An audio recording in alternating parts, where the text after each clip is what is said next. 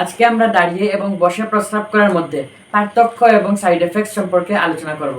একজন সুস্থ স্বাভাবিক মানুষ যখন প্রস্রাব করে তখন তার ব্লাডার কমপ্লিটলি খালি বা ইভাকুয়েট হয়ে যায়, কিন্তু দাঁড়িয়ে প্রস্রাব করলে আমাদের পেলভিক মাসলগুলা কন্ট্রাক্টেড অথবা শক্ত থাকে, যার কারণে ব্লাডার কমপ্লিট ইভাকুয়েশন করতে পারে না, অর্থাৎ সামান্য পরিমাণ ইউরিন ব্লাডারে থেকে যায় এবং তাকে ইউরিন রিটেনশন বলা হয়। এটা ক্রনিক্যালি হতে থাকলে প্রস্টেটে ইফেক্ট পড়ে এবং এর কারণে বিনাইন প্রস্টেটিক হাইপারপ্লেসিয়া হওয়ার চান্সেসও বেড়ে যায়।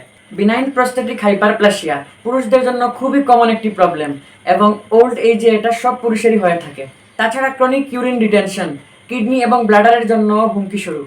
এর কারণে রেনাল অর্থাৎ কিডনি ড্যামেজও হতে পারে এবং ব্লাডার স্টোন হওয়ার চান্সেসও বাড়িয়ে দেয়। অন দ্য কন্ট্রারি, আমরা যখন বসে প্রস্রাব করি তখন আমাদের পেলভিক মাসলগুলো একদম রিল্যাক্সড থাকে এবং ইজিলি ব্লাডার খালি হয়ে যায়। মনে রাখবেন, প্রস্রাব করার পরে একজন নর্মাল মানুষের ক্ষেত্রে ব্লাডারে কোনো ইউরিন অবশিষ্ট থাকে না। Stay healthy.